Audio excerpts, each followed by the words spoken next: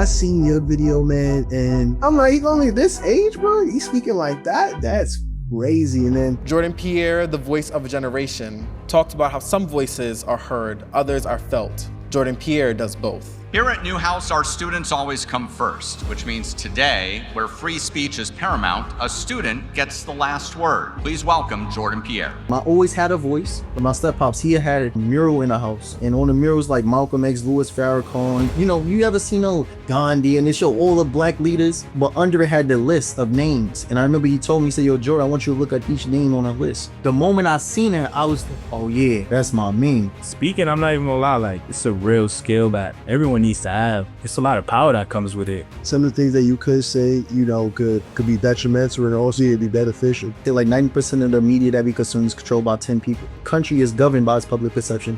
But what fuels the public perception today is social media. You can see how fast the world could go against you. Absolutely. Because once I destroy your image, I destroy your reputation. Once I destroy your reputation, I destroyed how people rally behind you. People may see you as to be crazy because you have access to information that they haven't. And they've been programmed to think of, so when you're speaking against a programming. I'm saying that all to say is that we now have access to tools to allow us to tell our truth and for our stories to be heard. And my question is, are we using it in that manner? All right, guys. So before we jump into the episode, just want to make a big announcement. We just launched the Motion and Success community, guys. So in this community, we're going to be giving you the game on content. Basically, how to grow your profile from 0 to 100K in under a year, as well as how to make money online, getting leads for your business, more customers, more money. Also, for the Motion and Success podcast, one of the things that I realized, we're attracting a lot of entrepreneurs, business owners, and people that are just starting up their business and they're looking to start growing their business and scaling. One of the key factors to growing a business is by borrowing capital. So now when you're going out to certain banks, there's certain things that you need to do to be able to get funding for your business, to be able to start, grow, and scale what you got going on and take things to the moon. So if you're looking to go out and start growing and scaling your business like a lot of our guests has been doing, I'm going to teach you how to go out and get access to capital, access to credit cards, lines of credit, loans, things of that nature, so that way you can start growing your business. Sometimes you might just need an extra 50,000. Sometimes it might be 100,000. But listen, check us out inside the community. Go ahead and click the link down below and book a call with us. And I'm going to see you guys inside the community. Enjoy the rest of the episode. All right, y'all. So welcome back to another episode of Motion and Success. Listen, guys, my name is Cody Brown, and I got my co-host with me today. It's Ayo, y'all, and bro, we coming back with another great episode. This one gonna be a little bit different though. It's gonna be a little different, man. I gotta say it again, bro. Right? We don't miss when it comes to finding quality guests, and I appreciate you guys for tuning in and tapping in. This is another episode where you would definitely gain a lot of value. You will start to think, change the way how you think, see things from a different perspective. Just have like an open mindset while you're listening to this kind of podcast. Cause listen, man, I'm definitely here as a student to learn from my good brother, Jordan. And he's going to be breaking it down very, very well. Anything for you, Ron? I'm just excited about this one. I feel like this is probably gonna be one that, that's people are gonna resonate with, bro, for sure. It's not all the time we got really good speakers on the platform. So excited to see what this one holds, bro. Yes, sir. So he's not the motivational speaker that everybody might consider him as.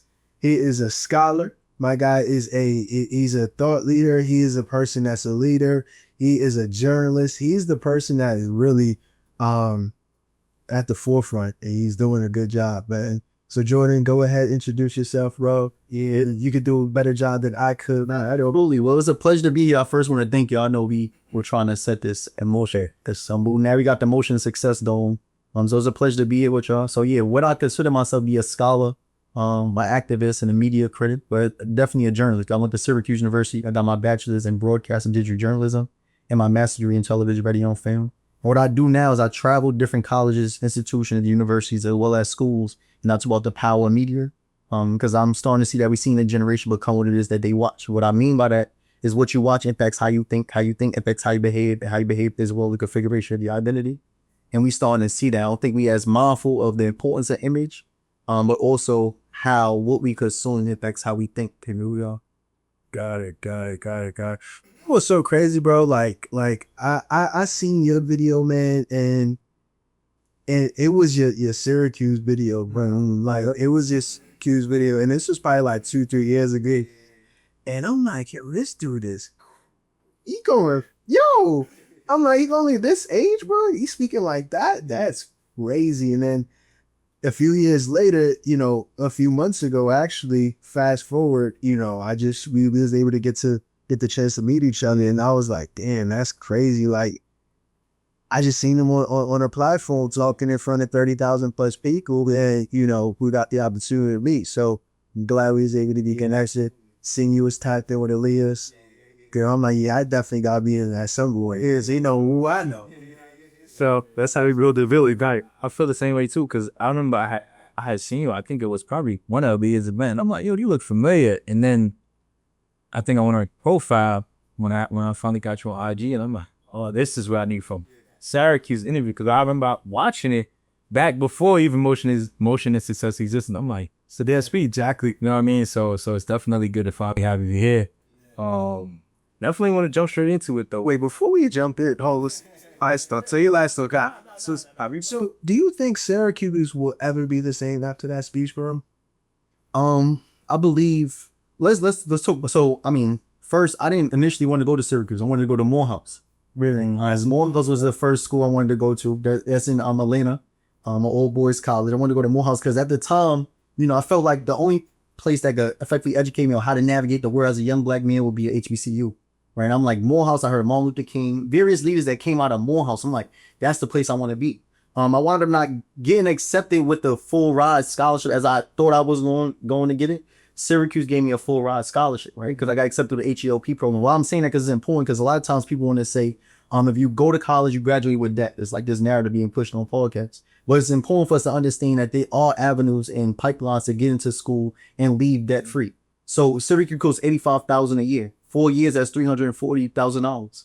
I got that covered through the Higher Education Opportunity Program. In some schools, they call the EOP. So for those that want to go to college, I'm encouraging you to look up those pipelines to see how could you get into institutions that you envision being a part of so you get there debt free. Yeah. Do I think Syracuse would be the same? Nah, I think a lot of colleges is changing when it comes to what our young men and women are aspiring to become. A lot of times we attach everything to economics, right? So what comes at the expense of that is major in things like African-American studies, right? So now we starting to see people no longer aspiring to pursue to understand our history, because we don't see a necessary correlation between history and economics, right? But just because it don't make you money don't mean it don't make sense, because you need to know who you are before you come across certain amounts of money, or you can get lost. I've seen a lot of people lose where y'all aspiring just obtain the bag, right? So would Syracuse be the same? No, I don't think so. But I do believe that I inspired various people around the world that seen that speech, right? And I believe that now more than ever, we are looking for a youth voice to lead and occupy certain spaces. So I think after that speech, is a lot of people now you're going to see youth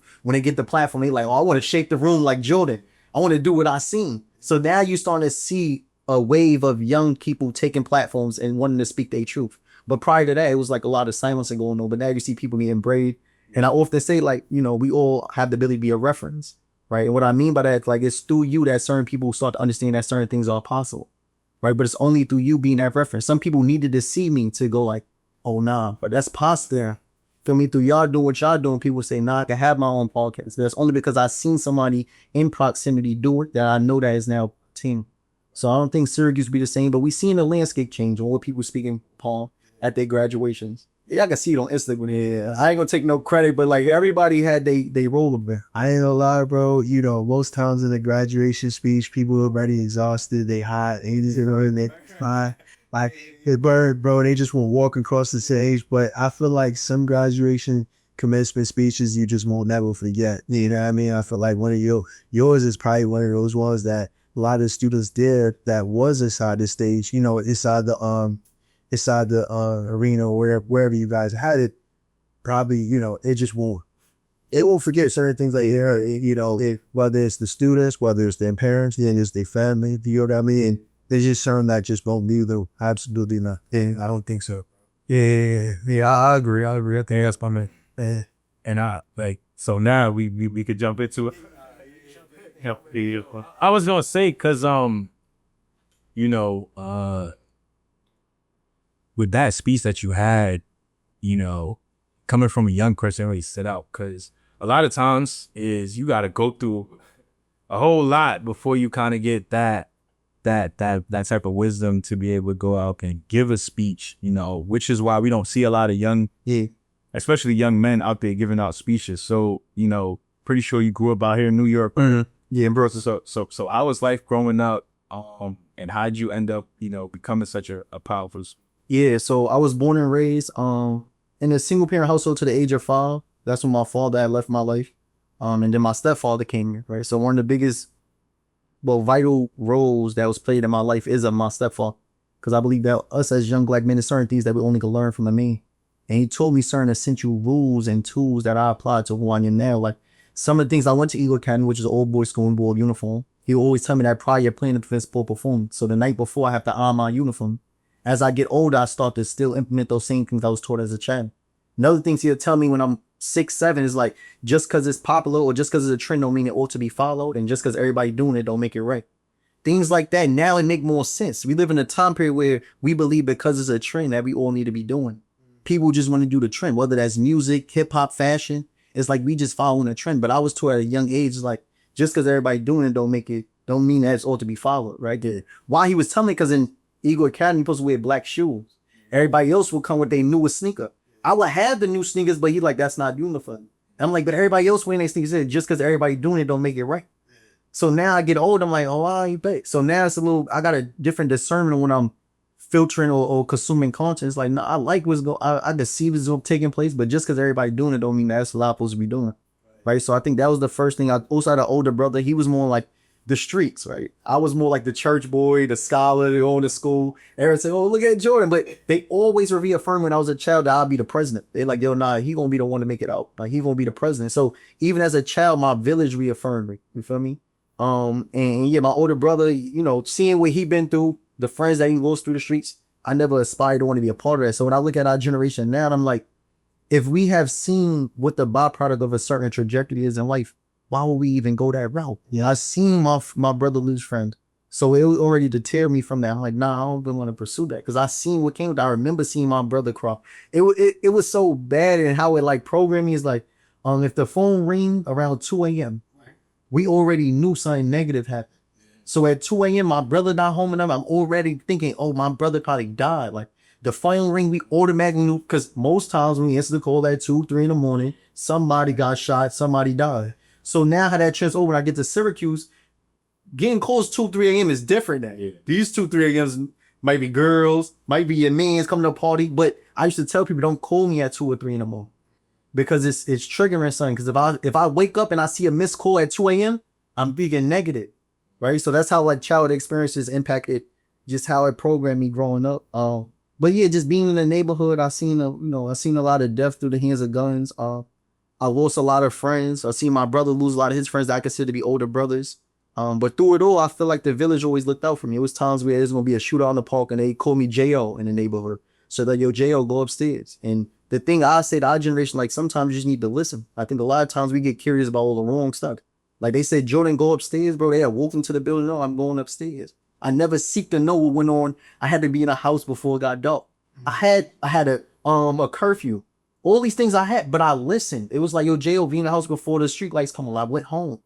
Because we understood when them shoe lights come on, what happens outside changes. You're going to get exposed to something. That I need the first teacher. This is what parents don't understand. But now we got social media where we can't control exposure. We seeing things that are in various ages. I can see my niece watching videos that we never took on certain things that she's consuming right now. So now we're seeing people thinking that they grew up, right? Because they've been exposed to it, but you haven't been taught.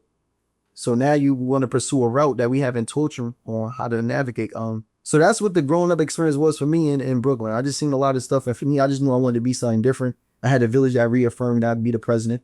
And I feel like when somebody believes in you so much, you have no other option but to believe. Right? It's like, even if I felt like I couldn't be it because they said it so many times, like, now I'm gonna be the president. So even when I was young, I wanted to be a judge, and then it became becoming the president. Right? And it was like, that's what I'm gonna do. So I always had a voice, right? I felt the courage to use it when I went to Eagle Academy. Yeah. They had a thing called, we had a poem. So the school was very built, I would say militant, but we have like uniform. We split into houses. Each house is named after a prominent black leader. I was part of the, Ronald McNair, right? But we had a poem. There was the Eagle Scholar Pledge. And I remember the first day you go in through summer bridge program and they give you the pledge and they say, the next day, whoever been memorized, I want y'all to take the stand and say it. And I was the only one. And it was like, yo, who remember the poem? Like this. I'm the only one. Nobody else raised their hand. I go up there and I say it. All the teachers like, oh, all right. That then led to me being known as the person or the student that whenever someone needed to speak on behalf of Eagle Academy, it could be the entire alumni group. It could be the association because Eagle Academy is the foundation. If they needed somebody to speak for the foundation, they called me. So that's what I'm saying. Like, I always spoke Syracuse. That's my first time posting a speech on TikTok and the way viral. But I've always been that. And we used to talk about this earlier. It's like, I don't want you to get caught up in the realm of allowing social media to feel like you need that validation or to prove who you are. I was that before social media. Right. I'm just going to continue to use my platform myself. So I do have a question. So, throughout high school, it was an all-boys school. Yeah. To college, you wanted to go to Morehouse, which is a all-boys school. Yeah. Is there a reason behind it? Like, why not, like, girls in? Yeah, I mean, a big part, that's just what I knew. So my stepfather was a coach at E. That's why Eagle was like the first route. Okay. David Banks, who was a former chancellor, was also my stepfather cousin. So it's like he taught at Eagle. We also felt as though, there's a difference in the way in which young women need to be taught and in young men. So in many ways, you need to cater experience in the educational classroom or setting towards young men because how we learn is different. Sometimes we may be more hands-on with our activities. So even how I believe that what's be more beneficial would be schools where we have all boys schools, all girls schools. And then there's times where we come together. So you got Spelman and Morehouse, and then there's times where we party together. But when you want to focus and lock in, and then when I wanted to go to Morehouse, some of my cousins like, boy, you've been around boys all your life. Why don't be around some girls? But you got to know that in the development process, when we start putting women into a space with young men, how young men act change. Now we more powerful. I can't say, Cody, you shouldn't have done that in the presence of women. I can't confront you how I would if it's just us as you. Now it's more quiet. Like, boy, why you? Now everything changed. Dynamics changed, right? So I appreciate going to the old boys school because it did allow me to first educate myself to gain some form of identity before getting to Syracuse. Because now when I was in Syracuse around girls, now that's a whole nother transition. Because girls are important, right? They're valuable in spaces, but you do have to learn how to navigate spaces with women. And now we wasn't taught that because we went to an old boys school. The jokes that we said amongst boys ain't funny around one. Don't need. Our locker room talks was normal talk in the hallway. That's because all boys, they can't have that conversation in front of one. So then I had to learn that process, how you go about treating women, and navigating spaces, things like that. So it was more that's how I had to learn after. Got it. That's a real different experience. I'm familiar with, people who went out to Eagle, and I definitely remember the navy blue uniform. Yeah, tie. Kind of looking at it like, yo, come on, like, it's high school. Like, yo, things like that. But, it makes a lot of sense, when you think about school environment, kids learning, like, a lot of these things are distractions. Like, even, like you said, women being in the environment changes, man. Even clothes blast down becomes a status game. So it's a whole lot of things that go into it. So, after high school, we jumping into college. Yeah. How was Syracuse like? How, like, being that you wanted to go to HBCU, but you ended up in Syracuse.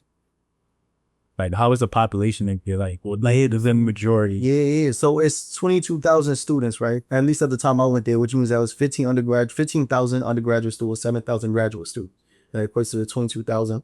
That was my first time being a predominantly white space because Eagle is all boys and is black. And I also had a lot of male professors and teachers, right? So the socialization of what I believe men can become was different. I get to Syracuse all white. For the most part, it's probably 1,000 black students. And then you start to understand class, right? So just because we all black don't mean we have the same experiences, don't mean we share the same experience or have the same understanding of the world. What I experienced in Brooklyn may not what some of them experienced in the Bronx. So, and then you have some black people that's a part of a different class, right? So you have wealthy black people. They don't relate to an experience coming from Brooklyn in a low income household. So now all these factors start playing around. I'm like, all right. So just because we all black don't necessarily mean we all on the same page, right? So I'm like, all right. So I had to learn that. I had to learn various things, how we speak, what's some of the things we find funny, how we party, right? Some of the things we might find to be attractive, they all change. So then I start, okay. And then I have to say, it's like, we often speak upon, I say exposure is important, right? One of the things I do believe is like exposure to how other black people exist is important. When I went to Syracuse, my first time meeting black people from South Sudan, people that was like native to Africa.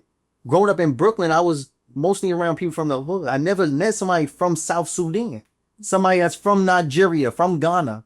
So my only references of who they were with media, and that's what we're gonna talk about, right? And why is that important? Because how media can condition us to perceive a group of people is different from when you interact with them in person. Yeah, right. My only image was Africa. I think of Africa as a country or as a continent that's poor, right? When I meet people from Africa and I speak upon their rich history, the things that they come from, you see that it's wealthy people from Africa. It's like, Yeah. oh, okay. So now the image changed in my mind. Right. Right. But I didn't know that. I never heard of Burna Boy. Never listened to In the Hood. It wasn't until I got to Syracuse that I started hearing Bob's Cartel. I started seeing, that's my first time interacting with a culture that's outside of American blackness, but it's still a part of how we exist as black people across the world.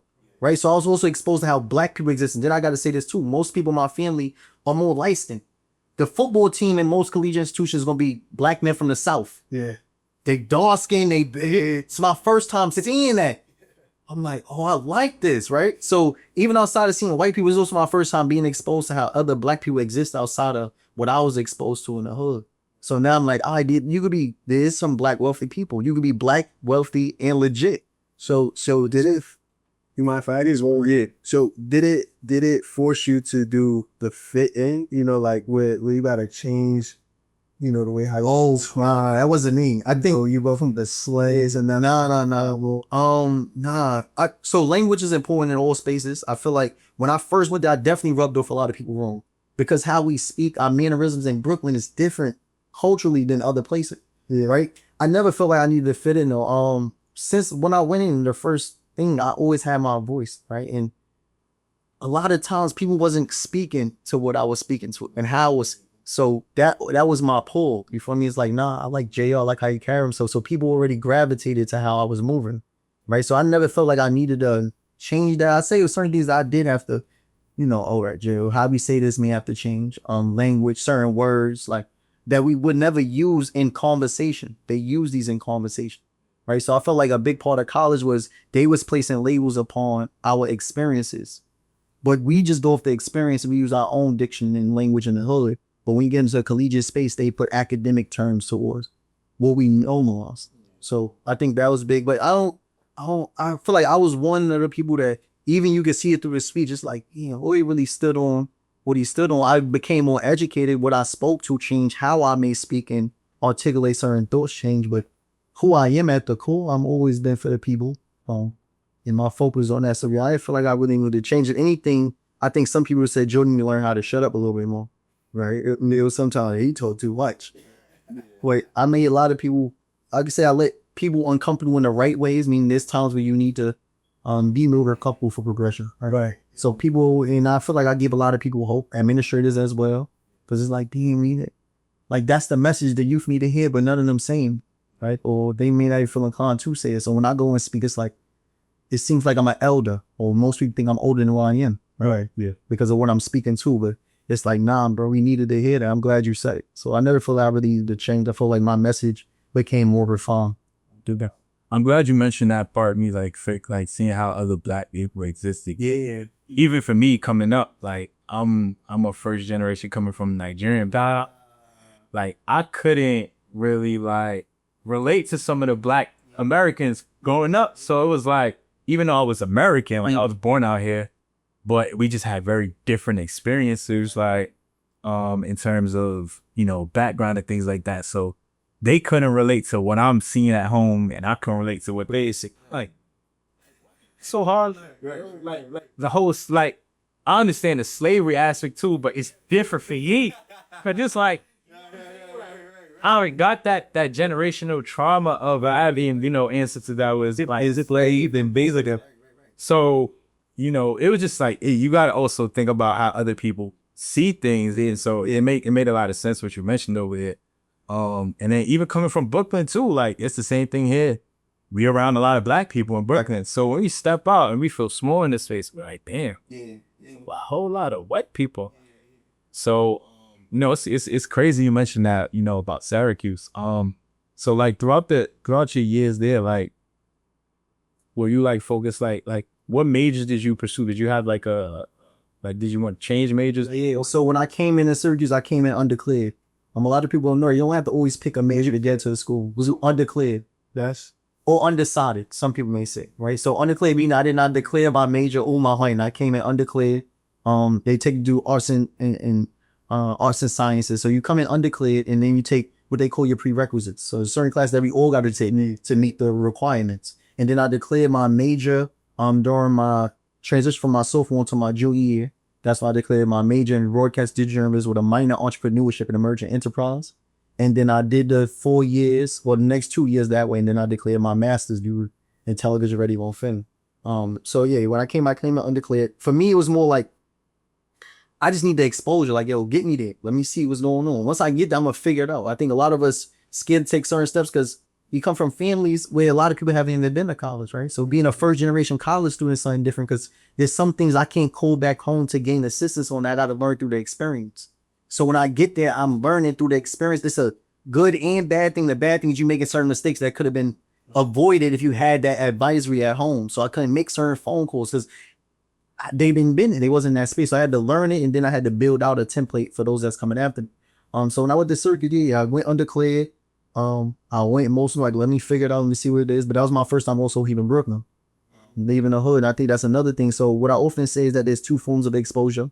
The first one's be behind bars, but the second one's be a victim of limited exposure, right? Because some things we haven't been exposed to, and now we're just shackled by experiences. And we start to normalize things based on what we consistently experience. But there's a time where you consistently experience abnormal things. Yeah. But you don't know it's abnormal till you see something outside of it, right? So when I seen something outside, I had something to compare it to. It's like, oh, why us dying by the hands of one another? They say that the number one form of death for young black men is between the age of 18 to 34 is homicide, right? By the hands of another black person. So it's like, that's not normal when I didn't see in Syracuse. Now you see some kids that never lost a friend in their mind. So it's like, oh, why? So we normalize it. We normalize it to the extent we even be like, people die every day. We got certain slogans like, you made like a part of our lifestyle. Like, nah, people die every day, BBI. Yeah, no. People die every day, but they don't die by the hands of one another every day. So then it's different. So while I was in Syracuse, I think the exposure was informative. Not only to how we exist outside of just broke dead and exposure and various way. Was you ever like that student that was super vocal in the class, like always had his hand up? Yeah, I definitely participated a lot for sure. If I wasn't participating, I was sleeping. Cause I ain't gonna lie, bro. I ain't talking. I start getting a little bit dozing, right? So I definitely always actively participating. I also ain't never really sleep that much. In school, I'm up. Like I was thinking, my brain, feel me? So I wasn't sleeping as much. So I definitely would participate. I always was actively engaged in conversations in class. One of my professors, though, I didn't know how to take it at the time. He said, yo, Jordan, it's not always good to be known. And he told me that. I understand what he meant at the time, but I get it now. It's more like the responsibility that comes with always being a visible person ain't always the best thing for you. Sometimes you can get in this state and know how to be invisible to the extent that you don't have to be held accountable for everything. But, yeah, I definitely was always one that actually participated. And what I say is like never fear asking questions. I think coming from certain households or places, sometimes even in our households, our parents stifle our voice, right? So when we get in certain spaces, we don't feel like speaking. We feel like we're not as creative, or we are not vocal about our creative thoughts, right? Even if they ask how many people are creative, most people want to raise their hand. But you all have ideas that you bring in reality, which makes you a creative. And so it's things like that I had to, learn. But I got in that space, I mean it, sure, no. Okay. What were some of your favorite speakers growing up? Like who was like? Yeah. So my first person, my father, my step-pops, he had this mural in the house, and on the murals like Malcolm X, Louis Farrakhan. You ever seen Gandhi, and they show all the black leaders, but under it had the list of names. And I remember he told me, he said, yo, Jordan, I want you to look at each name on a list. And I remember one of the people I looked up, it was Louis Farrakhan, right? And Louis Farrakhan was my first reference to somebody that I seen as a black man speak his truth to power with conviction, and he made people uncomfortable. Yeah. The moment I seen it, I was oh, we exist. So what I meant by that, like, I always felt that way. It was always things I wanted to say, and I felt like I never seen a representative of somebody that spoke for me or on my behalf. So when I seen was Farrakhan, I said, oh yeah, that's my man. But I didn't know the Nation of Islam. I never even knew about the Nation of Islam. I didn't know they still existed. Right. And it wasn't until recently that I seen a minister speak at a meeting, and I was like, oh, why this still exists? Right. So my first reference was Louis Farrakhan. My second one I'm gonna say that I know vividly was David Banks, right? He was a former chancellor and he was a founder of Eagle Academy. I remember he spoke at our annual breakfast, and one of the things he talked about was how 75% of the state prison population is made up of only 5 inner cities within, New York. So he said they made up 75% of the state prison population came from only 5 blocks, right? And when he said it was a study held by Columbia, when he said that, I looked, and I remember that vividly, like that speech he gave. And that was another person I seen. And when I liked those speakers, I also liked the fact that they wasn't looking down at their paper. So then it became a time, I was telling you this, like, I don't know what it was. I guess it was a gift that I always was keen and aware of, or privy to how speakers, like something about speaking always caught my attention. And then I remember they wasn't looking down at their nose. So I was like, I always wanted to get there. At the beginning, I used to write my speeches out, full outline, type it up, word for word, good morning. Yeah. And then when I started seeing they wasn't looking down, I'm like, how do you do that? So I would ask them. He was like, I just put it in bullet points. And most times I know what I'm going to speak about. And then I just reference the points, so I at least stay in the chronological order of knowing where I want to hit before I finish. I mean, that's what I always aspired to be, and eventually I got this. So that's how I speak now. I don't really write my whole speech. I put bullet points, and then my fourth beat. That's really a skill too, right? Cause that's speaking. I'm not even gonna lie, like it's a real skill that everyone needs to have. Yeah, and I ain't even gonna lie. I definitely need to make a lot of improvements on my speaking as well. But it's a lot of power that comes with it. Even if we look back in history, when your voice starts to get really powerful, it comes with a lot. You mentioned Farrakhan. I know exactly what you mean. He's for no filter. He got a whole bunch of enemies do what he says. And, cause thing is that he's seen a lot. It's surprising he's still alive. I know you're like almost 100. Boy, he knows what comes with it. So he's at the point where he has to be around like security. So yeah, he has to. He don't eat on that's his food. Yeah, he gotta do a whole bunch. Cause then if you're looking back at history, Malcolm X, when he got too powerful, like, yeah, you coming up, you're not seen as a threat. But as soon as you start to get powerful, either they try to mute you, suppress you, give you some money, you sell out, or, they would try to kill people. That's Sam Sean. So, during COVID is when I really seen the power of suppression, like how the messages were silenced. People's messages were getting flagged online, shadow banned. It was like a whole bunch of stuff. So, as a speaker, like, are you ever confronted with people telling you what to say? Like, yo, hey, so if you're going to graduation, this is how I want you to say it. Yeah, so even with the graduation speech, so the speech that I said wasn't the original speech, right? There was certain things that I did take out. And what you need to understand, meaning people don't talk about it. Whenever you speak at a convention, at a graduation, definitely they have a teleprompter that you must first have your speech vetted. Meaning there's some people that must read your speech prior to, and what they have the ability to then do is tell you some of the things that you may not agree with. And they may not say it that way, but they may use, and what they used for me at Syracuse was like time. They would say, yo, we really give you 6 minutes. And then they would say, I advise you like certain places I think can be altered or removed as these stanzas. And as I'm reading and reviewing what they recommended, I'm like, but those are stanzas where the most part making people feel uncomfortable. So like a statement that I had was like, it's not the curriculum that makes our experiences rigorous. It's being Black in a predominantly white institution where there's people who look like you who attempt to silence you in order to maintain a positionality in a system that they supposed to assist you in amending. Because at the time, I seen Black people, I ain't gonna throw everybody's name, but there was times where I wanted to speak.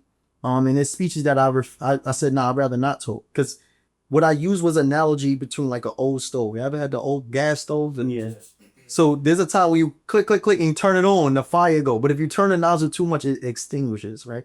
So what I was telling her, I feel like you trying to dim my fire. Like I feel like you trying to turn down my fire. Right? She kept trying to say, I want you to change this, change that, change that. I said, if you keep doing that, what you gonna do is you're gonna extinguish my flame. And I said, yo, I'd rather just not speak at all. And she looked at me because it was supposed to be in front of the chancellor of the school and all that. Yeah. I said, yeah, I'd rather not talk at all. Because what you're not gonna do is have me have like a face. I'm like, oh, we got Jordan to talk. And then determine what my message is gonna be. Right? So there was times though where I fell victim to that, where somebody told me I wanted to change this and I changed it, but I didn't like how that felt. I felt like somebody was silencing. So I make sure whenever I declare what my message is going to be, I say that, despite who it may make uncomfortable. And knowing that God gives us all the message. And if you start to alter your message, you become a hypocrite of yourself. And what I don't want you to do is become a hypocrite of yourself, because then you start questioning what God called you to do. And once you start doing that, what I often say is also there's a time period where disobedience provides you more discomfort than failure. What I mean by that is times where I'm scared to speak. My girl been me various times where I was scared and nervous prior to speaking. But there's a time with me being disobedient, and if I'm called to speak something and I say, nah, I'm not going to do it because I'm scared, that caused me more discomfort than me going and not doing. I'd rather not do good than to not obey what I've been called to do. Right. And that's where I'm at now. So when I got 2 graduations tomorrow, at first I'm like, no, I'm going to do it. I'm going to do it, bro. When I get there, I read so much information. I intake so much. I know when I get there, I can write my 3 bullet points and I'm going to shake the room. Yeah. All right. So there's a time period where you won't get in life with, disobedience because, uncomfortable. And so I see, a lot in your career and the line of work that you do. I mean, this is just general. I think this is standard as a person, or even a man itself. It sounds like, you gotta have like your principles. Yeah, I mean, like in certain things you just won't go. Certain things it's just a standard that you don't, it won't be shaky, or it's non-negotiable. Yeah, you know what I mean? Like for you, like what's some principles you've been learning throughout your life to be able to, develop into the kind of leader that you are right now? Yeah, and I would say in preface with the fact that there's some principles that you create or that become a part of your arsenal through experiences. Like there's some things I had to go through. And after that, I'm like, nah, this is a principle. Like I no longer will ever do that. So the first one is like I always pray on my message. And I feel like it is spiritually unsettled, I ain't gonna do it.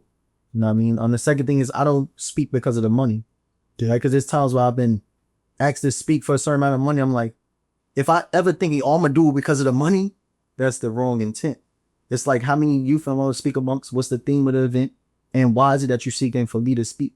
For me, so now I try to always get like purpose and grounded in what's the need, rather than just how much money I've been making from it. Because if I ever get myself caught up in the money making, now you start losing and diluting your message. Because now, and there's also times with speakers where sometimes you need to be psyched, right? So that's why I always say a motivational speaker, because I see me more like a spiritual warrior in the sense where like I'm coming to speak upon how we organize, how we come back, the narrative being normalized right now. And there's times where sometimes you need to be when you shouldn't speak. You don't want your message to become diluted in your voice as well. There's a lot going on in social media. Everybody's speaking. Yeah. I don't want to get caught up in that motivational thing. That's not what my intent is. So yeah, I believe some of my principles, one is make sure I pray for, so it's spiritual and I ain't gonna do it. What's the reasoning and the intent and the purpose behind the event? If that's aligned with my brain, I do it. And then who I'm partnered with. I think that we gotta understand collaborations is important, right? But who you collaborate with is important, because you collaborate with somebody that can be more damaging to your brand than it is beneficial. And so I gotta understand what you stand on, with some of your principles, your modes, and what you got going on for. I just say yes to it, no matter who you are. Right? I gotta know what you stand for. Yeah, those are some of the principles that I started picking up. Also, so one of the big things for you is like, you let all social media in, you let all social media. Yeah, you know what I mean? Some of the things that you could say, could be detrimental, and also it'd be beneficial. Like, like, I don't know if you mind talking about it, but like, for example, like for a dude like Diddy, you know what I mean? Like his days and scenario, what do you think, like, as far as like, because you can see how fast the world could go against you. Absolutely. You know what I mean? Like, what's your take on that? Yeah, for me, what I always gonna pull it back to media is understanding the power of image, right? We gotta understand that somebody's controlling the narrative. They say like 90% of the media that we consume is controlled by 10 people, right? Those 10 people, you can look it up and research, but when you notice that, and what to say is we always been big on image and reputation. So I'm reading a book called Trust Me, I'm Lying. It's actually a book that Donald Trump used and reference in order to win the election, where they told you how the media manipulates people based on public perception. And they say that a country is governed by its public perception. Well, what fuels the public perception today is social media. So when you see certain things like going to the Bronx, bringing Sleepy Hollow and Chef G onto the stage, he understands that's going to appeal to us, people that come from a certain demographic, which most presidents haven't done. When he say another example, so we said going to the Bronx, they brought Megan Thee Stallion to the Democratic National Convention. Yeah, that's going to appeal to somebody. We did Larry Hoover. They said they convinced him. That didn't mean that he pardoned him. But when he convinced Larry Hoover, the hood was like, that's why I'm for him. But you have to understand how people can media manipulate you into believing a certain narrative and think that somebody's on your side. When we think about Diddy, Tyler Perry, we think about Tyler Perry, Steve Harvey.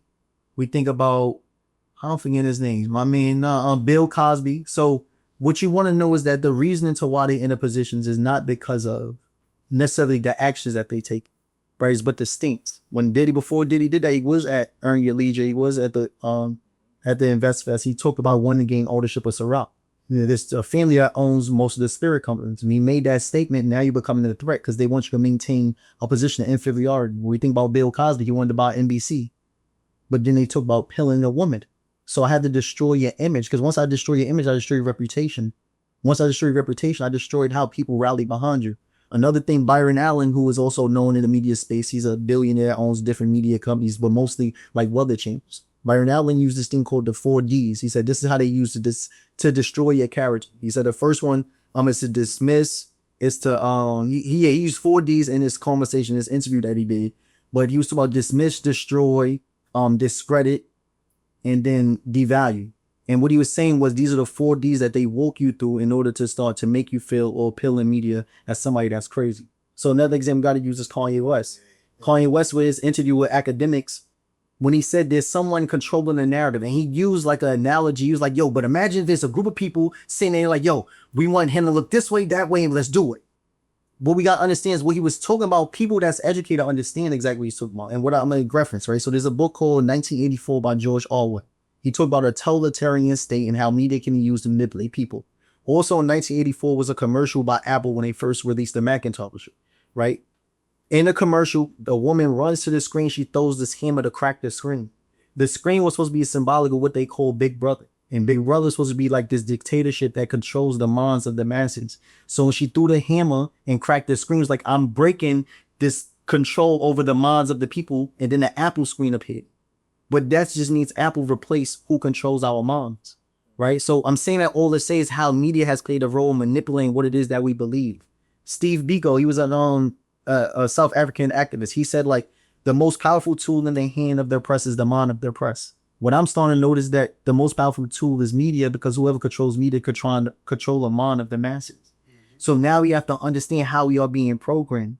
They did a study with Kenneth Clark with the doll experiment, and they had different children sit down at a table, and they will create these different dolls. They have black children, and they have a black and white doll, and they ask them which one is more beautiful, which one is the bad doll, which one is the good doll. You would even start to see how the black child was being conditioned through his references and media depictions to see the white doll as the good one, as the bad one. And then when they ask which one is more beautiful, they would even pick the white doll against the black doll, which was a direct reference of who they were. Right. So what I say is with media, it's not that I'm mad that media impacts how other people perceive us, but most importantly, how it impacts how we perceive ourselves. Right. And there's various instances I'm going to talk to. So like another one that's something that is an historical context that many of y'all may not know about was Dave Chappelle had the Dave Chappelle show. He had the Chappelle show, right? And he walked away from $50 million from Comedy Central.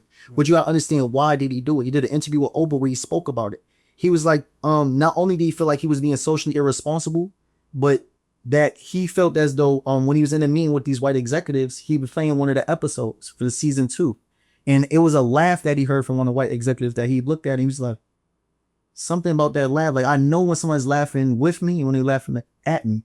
He was like, it was something about that laugh that made me start questioning the content I'm putting out. Then he noticed, and he said this in an interview, that there's 2 people that consume our content. There's one group that understands what it is that we're doing, using our platform for social commentary, meaning that we make political statements, but through jokes, right? So the Boondocks, for the most part, is supposed to be political commentary, right? Chappelle's show is supposed to be political commentary and make us reawaken the collective conscious. But then there's another group that consumes what media is and take it as truth. What I mean by that, there's some people that don't get to speak to black people on a day-to-day basis. So the only reference of who we are may be the media perceptions or the depictions being portrayed through media.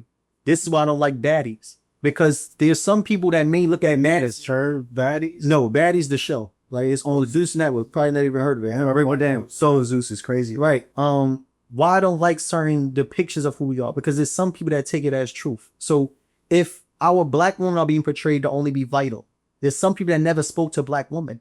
And my only perception or preconceived notion of who you are is based on the images I see. So I'm going to approach you based on my preconceived notion. I just used Africa earlier. My only reference of Africa was based on American news outlets. I think Africa is a continent that's poor. But then you get there and you start to see that this narrative wasn't true. But you have to understand the power of images, right? And I could break down different historical contexts. So one of the first films that was feature films, meaning there's more than 45 minutes, right, was a film by D.W. Griffin called The Birth of a Nation. It was dropped in 1915 and premiered in the White House, right?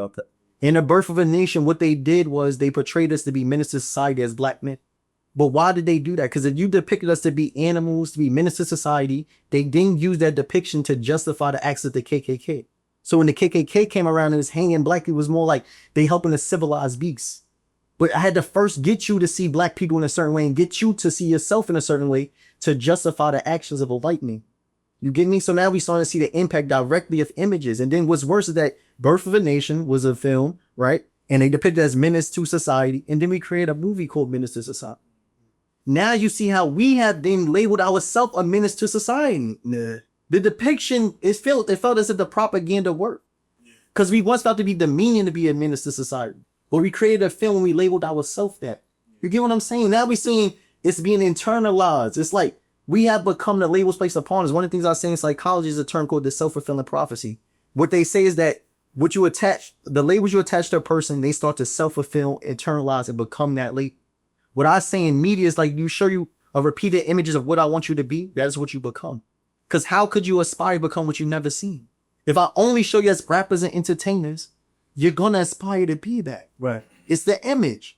So what about what's good? So it kind of brings me back to drill music. Oh yeah. The Chief Keefs and the Chicago kind of lifestyle. Yeah. Towing guns, bricks of money. Just things like that. So like, you know what I mean? Like I feel like that, do you think is doing more damage to our society, or is it like? But I was gonna say too, to add to that, is like you mentioned all of those things, the media, like it's crazy powerful. Like Cody said, the drill music. But it's certain people that they're throwing crazy checks to things like this. Like you talk about drill music, they throw 6-7 figure advances to these rappers. Media companies, some people like they build a podcast up and then they eventually sell everything, the IP rights, everything, because they're offering them a bag. But then, so it's like all of these things that we see is like they seeing it, they look at it as success, to be honest. Like, hey, I'm getting money for this, these people are paying us. So how do you view, especially like black entertainers, like onion root black entertainers in space, sort of that take the checks? I mean, the first thing that I actually said, what is it that they fund? And then why are the things that's not being funded to do so? Right. So why is it that they would see more depictions of Chief Keef, of Little Durk, ESTG, rather than us being depicted also to be scholars, right? You got to ask, why are they funding that, right? And why is the other things not being funded? Because the moment we become conscious, we start to question our conditions, right? So a prime example, I always try to reference now, I know, it's a film called The Bastards of the Party, right? And they talk about the origination of gangs, right? And it's an actual member of a gang within Los Angeles, and he goes back and he talks like, what got us to where we are today? And he speaks upon certain things. Why it's called the Bastards of the Parties? Because they originally Crips. It stands for Community Revolutionary Inner Party Service, right? So Community Revolutionary Inner Party Service. They actually had a constitution for Crips. The constitution was built off of the Black Panther Fund. But what happened was that transition from the 70s to the 80s and then to the 90s was there's a lack of information passed down. So when they created Crips, it was meant to be community revolutionary. They wanted to be the Black Panthers, but they understood what the Black Panthers was doing. We seen what they did, but we didn't understand what they was doing. So they tried to emulate it. But with time, without the right guidance, it's going to deviate. Yeah. Right. So what do I think about entertainers and things like such? I believe entertainment has a place, right? During the time period right now of where we've seen a lot of political division, we've seen there's various wars happen in various places within African countries, right? We don't talk about what's going on like Burkina Faso, right? We've seen someone saying that now we have the power to self-determine who we are, to control our resources, to trade, but determine the means to which we go and trade. Why is media not covering that? Right? So we think about things like that. And like I'm saying, once you become conscious, you start to question your conditions. When we question our conditions, our actions are going to change. If we saying the reason why we got beef right now is because 15 years ago, somebody didn't give them a bag of weed for $20. We gonna say, yo, is this right for us to still have this conflict going on from 50 years ago that happened over a leather jacket? Now, once we start questioning, now how we act changes, right? I no longer see you as an enemy. Now we start seeing this division become some form of unity. Then we got to ask ourselves, why is it that our unity is always the biggest threat posed to America or to any country? Why is it that when we organize black men, when we said the speakers are killed, they not being killed, our leaders have not died because they was well articulate with their thoughts. They died because they started to organize, right? Martin Luther King, one of the last speeches he did was amongst the labor union. He was telling you to organize economically. Yeah. Now you start seeing organization things start to change, right? And I'm going to get to this last point because we talk about Chief Keef. So that was in 2012 was when Love Sosa became a top song. But what I did, I wrote an article about 2012 because there's 3 things that happened in 2012. Chief Keef, Love Sosa became part of the top charts that gave birth to drill rap. They say he's a godfather of it. That's also the second term which Barack Obama was elected president, but that's also when Trayvon Martin was killed. That all happened in 2012. Yeah. My thing is, why did out of the 3 images, they got rid of 2. We got rid of the first Barack Obama as a successful black man, but kept the images of the last 2, which is of Trayvon Martin, us dying, and then us in drill rap. But now they filter into images that got rid of the first one. So we seen in 2012 was the first time we seen this be depicted as 3 things. But they got rid of 1 image, but kept the other 2. And we got to understand that's the conditioning. Now we seeing us dying and we normalize like, nah, bye. That's the people die. You know, now we drill rapping. It's encouraging a culture of violence. They saying slide and drive on your ops. Central C dropped the album on his song. He said they don't care. We rappers are murderers as long as our albums are bringing in revenue. He said that, which means that our artists too are aware of how the industry is working, but they're using it. But then you have to be cognizant of the impact. G Herbo said in one of his songs, they said I'm promoting violence. I didn't mean to do that. He said that. So you see it. NBA Youngboy to his neighbor say, yo, I advise you not to listen to my music. Don't listen to it because that's not who I am. The woman seeing this, a nice young man. But if you listen to my music, you're going to see how they manipulate my image. So now we seeing it. It's like, all right. So that when I look at entertainment, I feel like I have a place, right? I'm not against the message if I am against the message. I'm going to ask you, what are you trying to teach us?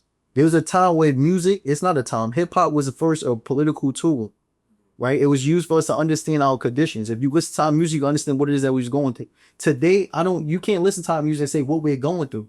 You can say what we're doing to each other, right? But you not understanding our conditions. What is it that we facing? How is this music being used to channel our spirits, right? My mentor said music is the only thing that got access to your spirit without your consent. So if artists got access to our spirit, what you want to tell me to do? Right. What you rallying me towards? These are essential questions. And then we saying influencer and getting money. It's like, all right, if you want to be an influencer, what are you going to influence us to do here? To buy shea butter? To buy Gatorades? That's what you want to influence?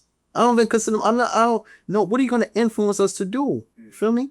So that's the other important question. But I know you had one of them. I wanted to add to that too, because like that shows right there, bro. BD is crazy powerful.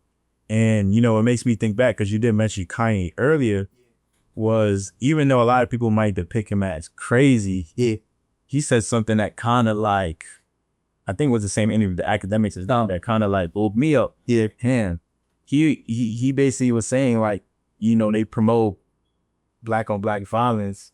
But when he started rapping about the other side, that's when like, yo, it was dumb for him. Like he said something about a particular race and they froze his bank account, see all that stuff. But he's like, yo, but y'all push us killing each other.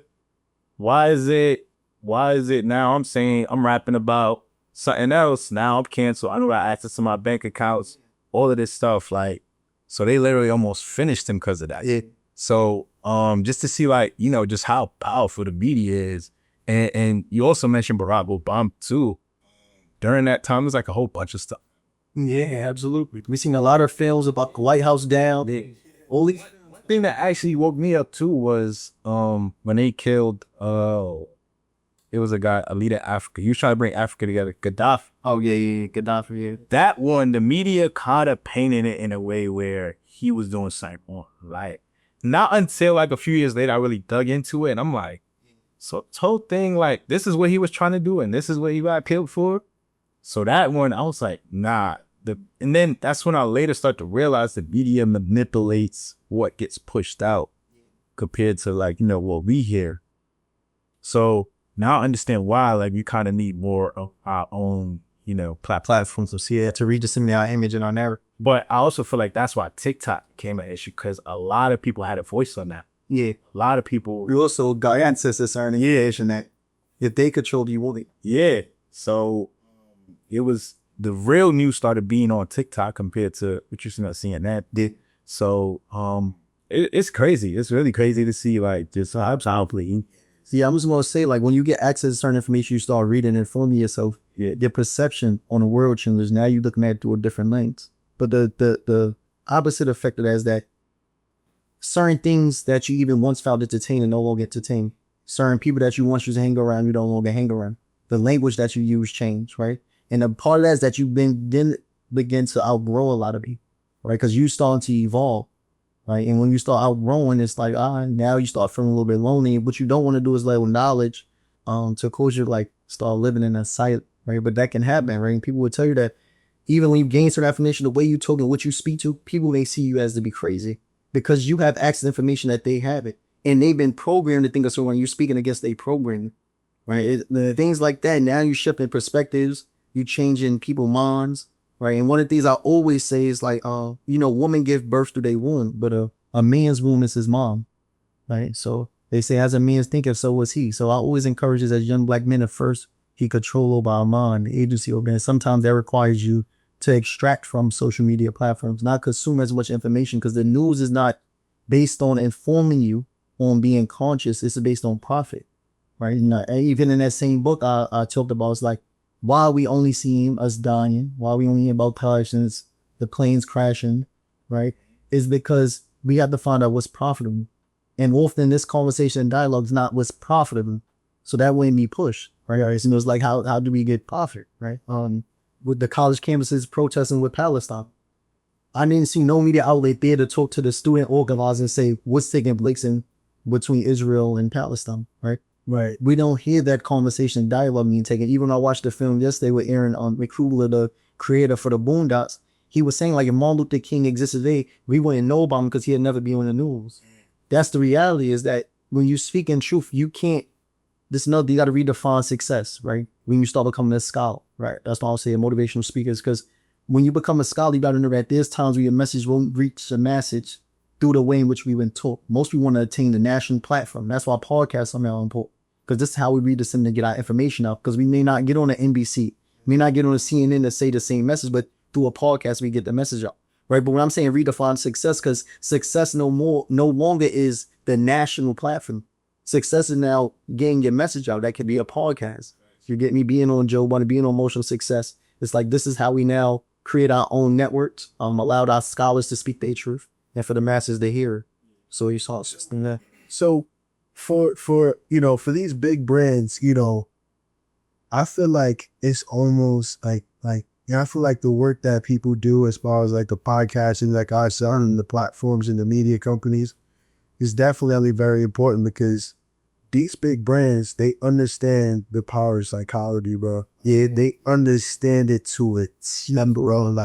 Like the psychology, like the way how you think, the amount of times that you got to see this image, the amount of times that you got to hear certain words, like that. So like, you going against them, plus they have marketing dollars to go ahead and push. Yeah, it's a good area. You know what I mean? So like, for example, like, all right, cool. We wear Gucci sneakers, we wear Chanel bags, things like that. You know what I mean? They understand, all right, cool. Kim Kardashian, if she wears this, all the black girls in the community go, they does it very rare. If she wears this, if she does this, if she say it like this, everybody gonna start wanting to be that. You know what I mean? So absolutely, like these big brands, like they have the money to do it. They understand the psychology, and they just go keep pushing. You made me think of that, because I know we expose big brands. We were saying how much it costs to make a Gucci bag, or like, and Bottega, and you're saying it costs cents to create, but we spend thousands of dollars on.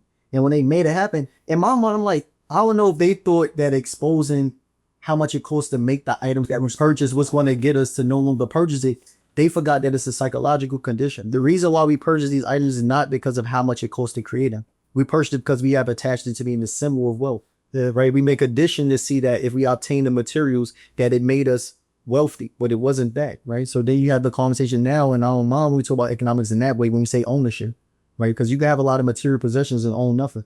And we have that relationship, but also understand that Black people relationship to materials is very much different because we were stripped of an identity and sold one, right? So when you stripped of being the highest form of civilization, being the kings, the pharaohs, the queens, to then being made a slave and then being sold what it means to be of a higher status, we attach certain things to make up what we feel internally that we lack. It's like, yo, if I got me a Gucci that I feel like that. Even I was talking to one of my woman figures in my life, and they gonna tell me that a Louis Vuitton bag is like a symbol of walking into woman. Like that's how ingrained it became a part of our culture. And I looked at it and I said, nah, there's no way we could say that. Cause you're telling me that the rites of passage for a woman was the Ella bag. Yeah. Come on. But that's what we understand. So it's a psychological condition. And then I remember I forgot what scholar said it, but it was like, if you think that informing of people will get them to change their action alone, you're going to be in for a long battle because the information alone ain't going to do, right? It's psychological. You know, Harriet Tubman said, other free more slaves only if they do they were slaves. So it's sometimes, and Malcolm X said, be mindful how much information you give somebody at once, because you got to be mindful when educating and you starting to pursue a certain path that's outside of what we've been taught and the psychological condition to believe. That you got to be mindful that it is a step by step. It ain't gonna happen overnight. Right. It's very easy because in some of these movies that you even watch, you see hidden messages too. Oh yeah, we get to whatever. Yeah, Like, I was watching Who Cloned Tyrone. oh my. And it was just so many iridescent and that. Even in the movie that just came out, Sinners. If you really pay close attention, these people, they know what's going on. Absolutely. They well aware of what's going on. And you know, it's crazy to see that it seems like they want it out, but they're packaging it up in a way where it's like, if you know kind of thing. You know what I mean? So Nah, I agree with you. I'm reading various movies. So I just broke down Straw. I gotta post it, but even in a movie Straw, even though they made it seem as if it depicted just the struggle of a black woman, there is an important scene in that film I think we all need to pay attention to, and that's when the bank teller went live. Why I'm saying that is because Janiyah, who Taraji P. Henson played, the only reason why we was able to hear her story is because she went live, right? Because I don't know if y'all even see the movie, but outside of that, there was a journalist that was doing the coverage for the media out, and she was saying Janiyah got a bomb, Janiyah is a robber, but only through the live that Janiyah's story was heard. But she was saying, I didn't come in here with the intent to rob the bank. I just wanted to cash my check. But it's only through the live that her story was heard. I'm saying that all to say is that we now have access to tools to allow us to tell our truth and for our stories to be heard. And my question is like, are we using it in that manner? You feel me? Because we leave it up to mainstream narratives, we're going to be betrayed in a certain way. After one of us die by the hand of law enforcement, they don't show us the image to reinstall our agency or our humanity. When Trayvon Martin was killed, which is one of the first people that I seen that looked like me that was killed in media and shown on TV, was Trayvon Martin. That's in 2012, right? When he died, they showed the image of him with his niggle fingers up, not with him with his father. Because I have to justify the act that was done towards you. Same pattern when it came to 1915 with the movie Birth of a Nation. In order for me to justify the acts of the KKK, I have to first get you to see yourself as an animal. But I have to shape the public perception that black men are a threat to us as white people. Yeah. So I justified the act, but it was through first warping your perception and your image, right? Even when we think about the Holocaust, Jewish people were being depicted as rats. You have to see how psychologically they had to change your image. Because if I see you as human, I got to strip you of humanity first. Once I strip you of humanity, any act done towards you, I no longer feel compelled to rally behind because I don't see you to be human. We think about the incarceration system, prisons. One of my mentors, Keenan Scott, he does plays and he did plays in prison. But we would never see the depiction of prisoners as plays. But most of the people that's talented are behind bars. There's a lot of gifted and talented people that's incarcerated. But I have to control the image. I need you too to see them as prisoners and not worth to be treated as human. So any condition they go through, we're not even worried about because they're a prisoner. But being a prisoner don't make you not human. Right. And that don't mean that the condition that you living under shouldn't be addressed. You still should be living under conditions that's habitable, you know? So we think about things like that. So then we said films. I was watching like Squid Games. Every time after the game, they say, yo, if we win, we can vote and the game is open and we divide the pool of money that's being shown. And every time the pool of money drops down, they want to go to the next game. We're starting to see how money is being used to tool us into a game. To keep going, we have to get the obtaining of their bag was the world. But every time they keep going, even though they're seeing people die, but they keep going. Hunger Games. From they divided to different districts, same thing what we seen in real life. It's like, oh snap. Leave the World Behind. That's a film created by the Obama soon, right? Yeah. And they talk about just how cybersecurity, the attack on cybersecurity and how that could change the world. But there's so many hidden messages embedded in the films, but it's the probe us not only on like our reality, but a part of what's to come. Because a lot of movies and films are used to break it down. You can see like, I think they use that to just get us acquainted with the narrative. Then it became reality, we already accepted it through the movie. That's a fact. So controversial question. Yeah. How do you feel about the last election? You know what I mean? Because you mentioned Farrakhan being like a big inspiration for you. Yeah. He had a perspective where he said, I don't know if he was 100% supporting Trump, but he was like, Trump is good for America. Just because of his attitude. Like, he's a real, like, he's probably the realest president we got in terms of like how he carries himself, like, in a way. Like, he's not trying to hide behind curtains. Like, he's like, yo, this is who I am. This is who I am. You know what I mean? So do you feel like him becoming president was a good thing? Because thinking back to it, all the Democratic presidents we had, none of them were transparent. They didn't in office. Another thing is done. So it was like, now we kind of see, oh, the president got this much power? This is what he could do? We didn't really know none of that. So do you think like this was a wake-up call for America? Yeah. I do believe that. I think that it does take certain things to happen for us to wake up. I think that a lot of times we felt as if slavery was over, right? But through his platform, he gonna show us that there's still people that believe that we belong in a certain caste system, right? But a lot of us think that because we no longer chain physically, that like the psychological chains that have broken as well, but it hasn't. And there's certain things, that we're gonna see. In what I believe is, we would come back to a place where we have to integrate together as a community, and I think that's what's needed. But we always seen that in order for Black people to come together, we needed to have a common enemy. And we're going to see through certain strategic moves that's being taken. And even the idea that the president has certain power is not necessarily the truth. Congress has a lot of power, right? And in order to pass a bill, do need to go through Congress. And we saying it's Trump, but that's how it's being made to feel like Trump gave us the stimulus. That's not what happened. Congress had to pass the stimulus, you know what I mean? But how they warping our perception to attach everything to him. Even with like Mayor Eric Adams, like, oh, he pardoned Adams from his case. All right. That's what is, you got to understand, why is it being done that way? Why is that the news you're being fed outside of everything else that's taking place? So I think there is times where things need to happen that may not be in agreement with, but it's going to wake us up. And now the question is like, what's next? Like, what do we do? I think the illusion was that we relied upon a country that brought us here as slaves to liberate us and effectively educate us on who we are. That's an illusion. Mm-hmm. And for us to even rely on a country to do so meant that we was in the illusion. Now we start to understand that education was never supposed to be left up to a country that brought us here as enslaved. That's something that we ought to do within ourselves, build our own freedom schools. You know, I've seen Dr. Umar creating his school, Frederick Douglass Academy.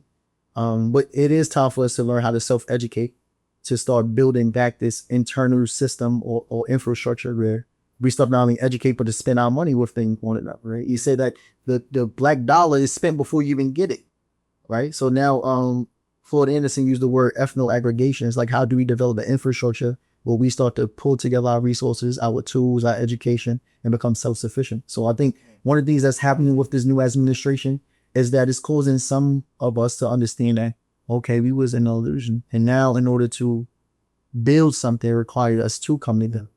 So let me ask you a question now. So, it kind of goes back to the conversation we had a little bit earlier throughout the podcast was, like, for example, with the media, it's controlled by like a certain person. It's like, all right, cool. Think somebody behind it is funding these deals. Yeah. So now, for example, we got the election that just passed. Then they picked Kamala Harris as a woman, Black woman. Do you think that's a whole play? Like that the government probably was behind, or like some kind of part? So, because they always say it's like, yo, the people that's in like the label, like the lawyer, the truck, they not the people making the decisions. It's somebody behind their shoulders that's making the decision. So do you think she was kind of like the what do you call it, the puppet or the kitty? Or do you think she was like the idol that they knew? For me, I try not to get into that most parts. But what I will say is like Kamala Harris did sign the CAA, which is a talent agency. And I think no one really paid attention to that, even Joe Biden. It's like the same talent engineer Talil is signed to is also Kamala Harris. And then my question is, do we see presidents to be talents? Right? So when we talk about media and how media is being used to warp perception, we got to understand that now more than ever, these political figures will be seen as talents, meaning that they have a public perception they must maintain. Meaning certain things they will not be saying and things that they will be saying solely to maintain a public perception. Right. And I think that's things that we got to be more attentive to. Is like PR training. Yes, they have PR training, right? Yeah. So now we see them sign a talent agency. So our political figures have become talents. That's a dangerous world to live in. Because now you're playing a role. You're no longer a role model. It's a model playing a role. Right now we start seeing it that way. It's like, hold on. So I think the game has begun. Now it's like, okay, if those that wasn't paying attention, now you know, right? So we need to pay more attention to those strategic moves. They even want to cut $1.1 billion from the corporate public broadcasting, right? Which NPR and PBS is a part. But why is that important? Because PBS was known as a big educational network. And then we also follow children. Well, we look at what children are consuming now, right? They got them doing meows and want to be a fairy. You see? But in real life, you have to understand that these education platforms is important as attack upon education. One of the things I always say, because they say tool is a passport, and they say education is the tool for the future. But what I say is those that control history control the future. Because if I can control who it is that you believe you are, I also control what you aspire to become. And as I'm starting to read, I started to notice that people can limit your aspirations solely by limiting your exposure to your history, right? And as I started to educate myself, what I aspired to be changed. Like, I no longer aspire to be the president no more, because I used to attach the positionality with having an influence over the nation. But you can have an influence over a nation outside just having that position, right? So it's things like that. So for me, the Kamala Harris, I ain't gonna say she was like the Muppet, but I will say that many people that we once looked up to because of their positions are now becoming talents. And with talent, they have to maintain public perception, and a part of public perception means some things will not be said and some things will be said solely to maintain our relationship with our public. One of those crazy, I'm gonna say this first, but yeah. So the whole Kamala thing, it also too was Joe Rogan. She was supposed to go on Joe Rogan, and I feel like this one kind of screwed up in terms of getting in office. Was people were saying that because when you're on a podcast, because when Trump went on, he was on for 3 hours. He was saying you can't fluff a 3-hour podcast. And Joe Rogan's letting her know, like, yo, you're going to be on this podcast for about 2 to 3 hours. Yeah. And she turned it down. So that right there kind of like made it seem like, she was hiding something. She probably either got exposed for something. So I feel like it's a big shift happening right now where going forward, people are really going to need to be more transparent. Oh, absolutely. A lot more transparent. Yeah, absolutely. We entering a time with someone like a Louis Farrakhan would have been more palatable for us. Like, we would appeal more to someone that all right, whether we critique Trump or not, we got on the platform, we knew he was going to say what he felt and thought in his mind. They gave him a script and he'll always go up there and say something totally off the script. Yeah. Right? And I guess our generation, we value authenticity to the extent that it could be detrimental, right? But because it's authentic, we like, all right, at least we know he's keeping the fuck. But then it's like, nah, but you gotta understand that even with authenticity, you gotta pay attention to what's happening underlying. Because I can say certain things and then what's going on behind the doors is happening because he has a team, right? So you're saying if they not controlling, who are making the decisions? And I see what decisions are they making. They wanted to defund the Department of Education. Why would they want to do that? All right, there's attempts to silence African-American museums across the country. Why would they want to do this attack on Harvard? Harvard is the oldest institution in this country. But with educational institution, understand that they also have archives. Yeah. Right? So large institutions have access to certain information. And there's a thing people don't say. As a student with these education's new systems, I have access to certain information that only through our database. But no one tells y'all that. We make it seem like in Syracuse, there were certain things I only can access through our portal as a Syracuse University student. That you being a public, you cannot access that unless you was enrolled in our institution. And these are research-based institutions. Right? So we have to understand it's not just an attack on the silencing of our scholars and our students, but it's an attack on access to information. Because once you start to inform yourself, you start to become critical of the institution. There's also an attempt to make sure there's no international students attending some of these top institutions anymore. Why is that? Because some of these students come from communist countries, right? Now you just have conversations with these people about how is it that your country governs itself or their citizens. Now you become exposed to there are other systems of governance that exist, which means that you then get to compare yours to theirs. And you get to sit and go, hey, hold on. Do I do like with the U.S.? I start to question capitalism. Then you hold words like socialism. What is socialism? Now you start asking these questions. You start to do research. And then you may say, I don't think that the U.S. has the best government system for me. Right? And then you start to speak upon this. And now you start to speak against an institution. And now they're like, oh, he got to go. You feel me? So now we've seen this attack on information and access to it. So whenever I look at the silencing of our scholars, we talk about graduation, the commencement speakers for these past graduates, different institutes. They had Snoop Dogg speak at University of Southern California. But the year that I spoke, 2023 at Syracuse, 2024 was a girl named Ashton. She was the valedictorian at the University of Southern California. And she was stripped of her opportunity to deliver the commencement speech because she was Muslim. And they feared she to speak upon what was going on in Palestine. But we will put an entertainer to speak, but we'll remove a scholar. So we have to understand what's being funded, who was being shown, and why are they being silenced, right? So I did a speech on that, on the silencing of our scholars. Is why would they remove her off the platform that she earned as a valedictorian? Meaning you have the highest grades in the institution, meaning you earned that. But I'm not gonna allow you to speak because I'm not too sure of what it is that you got to say, right? And things like that. Then we talk about movies. There's a movie called The Scoop That Sat by the Door, which also is a book, right? And I was just watching a film. It's called Isn't That Black Enough? It's a documentary on Netflix. And that movie talked about a black man that was part of CIA that kept it quiet. And he learned all the internal things for their system and they used it against them. They created a movie on it. When they created the movie, that the director, they definitely they created FBI files against him, right? And he knew, he was aware of what took place. But that's when you understand, because there's films that can be used to also channel emotion, also shift the perspective. We created another Birth of a Nation with Nat Turner. You feel me? Another movie I always want to reference is American Skin. Because I don't know if y'all seen this American Skin, right? I'm saying that to say, because there was I'm forgetting the exact name. It was a young man that was killed and his father had killed the officer. Y'all remember that story? I wish I get his name right now. So, he's seen it happened in Ohio. The police officers was tracking, there was like 4 young men in a car that was stolen. They ran out the car. One of the young men wound up getting killed, right? And then his father seen the video. He killed the first officer he seen. Right. And everybody's like, yeah, he stood on business. And in my mind, I said, nah, the goal is not to necessarily an eye for an eye, but it's to build a system where you can hold people accountable for how it is that they treat us. In American Skin, his son actually is killed by law enforcement, and he gets the officer and takes it into it's like a local precinct and lets everybody out of the cells.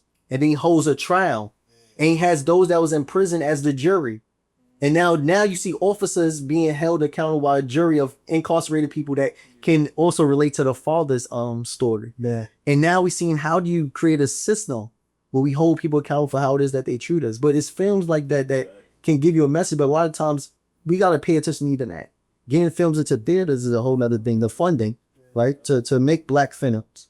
So there's a whole history behind that in regards to our placement in films. There's a time period where entertainers can only attend events for a form of entertainment. After that, you had to leave, right? We had a time period in the 70s where they had black exploitation, right? What was that? They was creating films like Foxy Brown, Shaft, and things like that, where they depicted black people based on our stereotypes, like criminals, and we would fight different drug dealers. And we seen that we saved Hollywood at the time because a lot of us was attending theaters, right? But black exploitation played a pivotal role in the shift of our communities, because there was a particular film. It's not, is it Shaft? Is it Shaft? No, it's Superfly, right? And when it's Superfly, right? Superfly, they had a particular protagonist in terms of films, the main character, and he was like a pimp, but he was successful at what he did. And in that film that I told you earlier, Bastards of the Party, he talks about how this film changed the way gang members started to see themselves. They was like, oh, all right, now you become more individualistic. They aspired to more be pimps. So we seen directly how films changed the behavior of the neighborhood, because it was a references of how we seen ourselves being depicted. Yeah. And we always aspired to be what's down on the screen. So why I applaud y'all what y'all doing is because y'all have the power to create your own narrative. You know, who y'all bring up here is important, because I'm saying that youth aspire to become what it is that they see. Y'all have the ability to change what it is that they see. right? Through your platform. And as they see it, they aspire to become the guests that y'all bring on your platform. Yeah, it's crazy, bro. Because I'm seeing more and more of these type of movies, or even more people. They getting that knowledge, like like Kubio, who just did the Synthetics. Yeah, apparently they're saying like he went and he didn't really need that much back in the people's dollars to go out and create the movie, and then now he owns majority of that copyrights to everything in the movie. So it seems like people are getting real smarter right now. I didn't want to jump back into so Florida, the governor of Florida, he was like he plans on removing Black history, textbooks, all this stuff.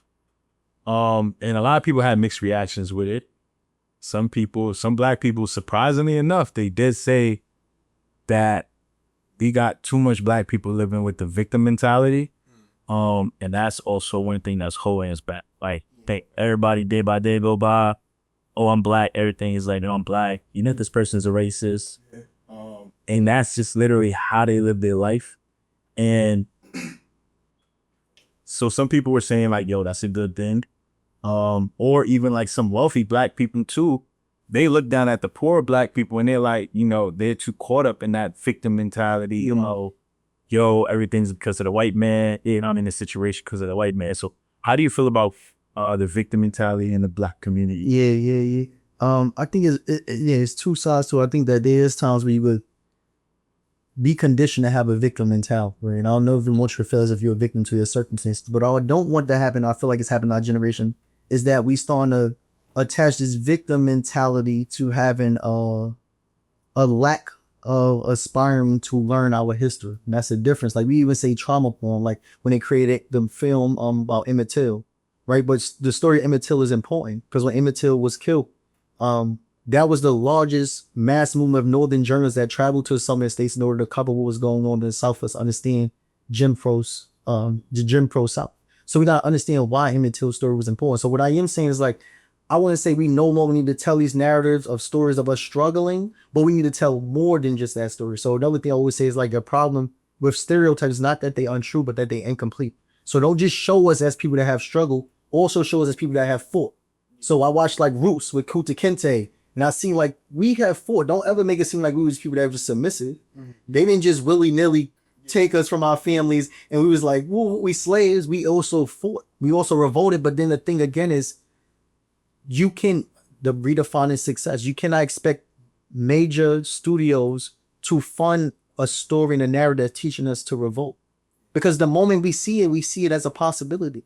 Once we start know we can claim responsibility about circumstances, our conditions, now we feel like, okay, we can organize, we can overthrow a system. You think somebody's going to fund that? When they benefit a lot off of our inferiority, off us feeling that we are slaves, they benefit off our music, us going to jail, us going to prison. They benefit off of that. So why would someone who economically benefits off a system that's built upon our enslavement ever create a film to tell us how we can overthrow the enslavement? That's not something we can expect from a major studio. So you have to go see feature film. You got to go to film festivals, American Black Film Festival that happens in Miami. We got to go to different film festivals and see how these smaller film creators and companies have built together and pooled together their resources and funds to tell a story. But those stories may not ever reach national platforms, right? I was a part of the American Black Film Festival and I seen a film called The Tom Together. And when I watched the film, I'm like, oh snap. And it's about the time he was talking about what happened in South Carolina or North Carolina during the time that Trump was first elected into office. And it was about how just what took place. And that is a time to yell, a time for us to organize and use our voices. But they wanted to get that to major record labels and companies. They was like, nah, we can't show that. And so what I'm saying is like, yeah, I believe there is a time period when we can be conditioned to feel inferior, but we can't hold the expectation up to the people that condition us to be enslaved, to think that they will ever liberate us mentally through films, right? That's something that we have to start doing. Now we see in the time period where we have to come together. We have to internally integrate. It's time for the hood and fraternities to come together, right? We have to pull together our resources. There's no longer this idea of relying on a system to liberate us. No one is coming to free us. That's something that we have to come together and do for ourselves. So I believe in that there can be a condition of victimhood, but in order to recondition our people, that's something we have to start doing. right? Whether that's through podcasts, whether that's through schools. No, it's not do I believe it's happen. It's going to happen, right? So we have to make it happen. And people like myself continue to educate myself, but then I need to find ways to build that village of youth that can meet me in person. We have these conversations. I show them films and we reassess how it is that we look at it. Because now you're not going to watch things just for entertainment no more because your lens change. So the things you once found entertaining, you're looking at like, nah, I remember when Jordan had that conversation. So, and then, yeah, so I believe it's possible for sure. And it's happening. It's happening. Takes time. Years. For no, I do believe in that, yeah, we need to see more films of us revolving. Of us in our stance, how we confronted colonizers in a little book. So now I do want to switch gears a little bit. So now, you said it takes a village, to be able to praise a child, do rap, things like that. As a young dude right now, like who's in your circle? Like what's some of the people you surround is? Yeah, absolutely. I feel like dog, whenever you transition into season, that he always has sent me a mentor, right? It's various mentors that I've been equipped with. One is named Brian Favors. When I know I'm getting mentors, they give me some form of information or access to spaces, right? So I have various people that have brought me along with them to gain exposure space that I never would have dined in without them, or have given me a book and equipped me with a resource that after I read it, it changed how I think, right? So some of my mentors is not like known figures though, but in my network, I do have various mentors that pull me along. It's like, yo, Jay, read this, or like, come with me here. And then the student, I see, oh man, now I know. Because once I'm exposed to more, there's a quote that says, a mind once stretched by a new idea but never returned back to its original form. So they stretch my mind by new ideas. And ever since then, my mind is peers. And then peers, we creating something, right? Now, we working on like Project 2028. We organizing our generation. One of the things I'm working on is building out different symposiums and conferences. Because one of the things I say is that while I may be a voice, I'm not the only one. Right. So there's other people that's well educated in other realms outside of me when it comes to this uplift and community organization. And when we have these candles and these dialogues and symposiums, we are now showing that there is a community of youth that too exists. So I use like references like Professor X from X-Men. Whenever somebody had a talent, he went and felt them. What I have to do now is I have to go find us, right? And I have to pull us together. And as we start building the village, right? Because I haven't seen a one that exists like youth that I know is pushing the same narrative. I haven't seen that. So if I'm not seeing it, I need to go find it and build it. So there's times where you may not be seeing a reference of what you're looking for. And that means that God is currently with the responsibility of building. You may not have seen people having the conversation and dialogue y'all having on y'all platform. So you was called to do it. Right. So I think that's where I'm at now. It's like I haven't necessarily seen a lot of references. All my references, for the most part, had been older. You know, we saying Louis Farrakhan, Kwame Ture, Angela Davis, these people older, right? So, and it's through media that I haven't never met these people in person. So my role now is to put myself in the spaces around people that are doing the work, but also to build those spaces, right? Let's not frag. I'm pretty sure at this point too, you probably built a lot of relationships and, along your way from, how you were from high school way up to college. And, now you're in an opportunity where you could connect with people who could possibly help you get back to the community. I see you did host a community event. But I was giving out, which I was giving out. Yeah, I pulled the community activation because we said like in college, I use an analogy that just like college, every neighborhood too has an alumni association. I say the only difference that unlike college, we have failed to charge our alumni with a responsibility. So what I mean by that is like, me like, yo, he made it up. It's like, all right, when you make it out, what's your responsibility back to your village? Did we go back? You get some more people. Now let's go back. I'll do some more. So yeah, I do that. I'm gonna have the August 9th. I'm tap y'all in. I could come and see it, but it starts like that. It starts with this organization. Again, it's like redefining what we've seen to be success, what we thought was an accomplishment. Because me getting the streets that don't get along with each other to now be able to exist in one state is a form of success. But we wasn't taught that. We thought success is being on Jennifer Hudson, being on Oprah Winfrey show. That's what we still define to be success. But we gotta understand that success in the means of organizing our community and relieving us of our conditions is not the national platform. That's not where it is. It's the things that go unnoticed, that the camera is not being turned to show. And now we got to bring our cameras and show it. So the thing for this community activation this year is we are much more than what media portrays us to be. All right. So it's like now it's our role to redefine our image. When you think of the Harlem Renaissance, that's what it was all about, redefining image. That's when we had Duke Ellington, Elaine Locke, all these philosophers, scholars, and musicians come together because we already existed, but now we had to make it more visible. So we're going to use Harlem. We're going to create this Harlem Renaissance, and that's what it was. So that's what I want to build. I want to reprogram our psychology by showing how we exist outside of the narratives that we've been exposed to, And that's what we're working to day to day to day. Speaking of national TV, I see this on Tamer. Also, how was that experience? No, it was good. It was good to be on the show for sure. I feel like, yeah, at the time I was being a hypocrite of myself because as I was speaking, some things in my mind I wanted to say I didn't say because I was like, I'm on a national platform and I don't want to mess up what she has going on. But what I didn't understand is that when you define your brand, people need to understand what your brand is and they invite you, know what comes with your brand, right? You ain't bring certain people in your platform and expect them not to speak their truth. Right. And so, but it was a great experience. I thank her for bringing me up. I think we need to do more of that. Those that are on them national platforms and have a seat at the table that want to make the revolution televised, you have to take that hit, but you got to be willing to, right? They said like, you don't stand for nothing, you fall for everything, but what are you willing to fall for? There's some things I'm willing to fall for and take the hit for. And I gotta ask you too before you wrap up. Where did you get that slogan? You know, you always start with. Nah, y'all doing what's up, my child? Yeah, we automatically know that's your video, bro. So where did that come from? What happened? Where did that come from? I think what we do too often is that we always trying to claim like, yo, I'm gonna start the video. When I'm talking, definitely in the neighborhood, be like, nah, bro, you bugging. We always say nah. So I was just like, all right, I'm on them like, nah, how y'all doing? A message I get off my chest. And I started during the pandemic. I was in 2020. I remember I posted my first video. I said to one of my friends to look at it first before I posted it. But ever since then, I was like, all right, that's what I'm going to do. And I had to define what that brand. I just did it. I just started and I kept it going. You see some comments like, boy, you should start off different. Why do you keep saying, no, I mess much on my stuff? Like, why do you keep saying that, boy? You got too much vocabulary. Keep saying, nah, I got to mess on my chest. But you have to build what your brand is. You feel it. And part of it come organical. It's like, I'm just like, nah, I got to do a lot of message. I get off my chest. And not kick it off. And the only thing I have to work on now is when I actually go speak at like symposiums, graduation, I don't kick it off that way. Yeah. Because sometimes I'll be like, nah, and people may already, who know me, may think I'm about to go off. If I say nah, they already think I gotta get a message off my chest, right? But it's cool to see because when I meet other people, they like, yo, how y'all doing? I gotta get a message off my chest when they meet me. I'm like, all right, that's funny. I like that. So if it's like me building something, but we all have a message we gotta get off our chest. So what I'm also gonna start doing, people send me videos of message they want to get off their chest. They start off how I do it, say they message, I'm gonna start putting on my Instagram. And that's how you build a village of people that's willing to share their message. Because one of the things I learned when I was in Atlanta at the Next Level Speakers Conference, they said one of the worst things you could do is die with a story that God wanted you to share. Right. And I believe we all have stories, and some people have died with the stories that was meant for them to share. So what I'm just encouraging you to do is know that we all have a story. And we now have access to create our own platforms to share.